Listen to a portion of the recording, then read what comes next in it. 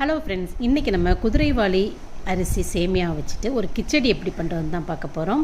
கடாயில் ஒரு table spoon அளவுக்கு எண்ணெய் சேர்த்துட்டு கடுகு, கடலைப்பருப்பு ஒரு 1.5 டீஸ்பூன் அளவுக்கு சேர்த்துக்கோங்க. நல்லா வறுத்துக்கோங்க.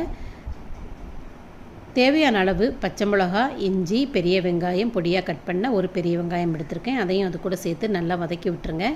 கருவேப்பிலையும் சேர்த்துட்டு வதக்கிடுங்க. நல்லா வதங்கினதுக்கப்புறம் ஒரு பெரிய தக்காளி எடுத்து அதையும் அது கூட சேர்த்துக்கோங்க. சேர்த்து நல்லா வதக்கிட்டு தேவையான அளவு உப்பு சேர்த்துட்டு 200 கிராம் அளவுக்கு குதிரைவாலி சேவைக்கு ஒரு 4 கிளாஸ் அளவுக்கு, அதாவது 800 மில்லி அளவுக்கு தண்ணி சேர்த்துருக்கேன் நான். சேர்த்து நல்லா கொதித்ததுக்கப்புறம் நம்ம அந்த சேவையை ஆட் பண்ணிவிட்டு மூடி போட்டு நல்லா வேக வைக்கணும். மீடியம் ஃப்ளேம்லேயே வச்சு வேக வைங்க.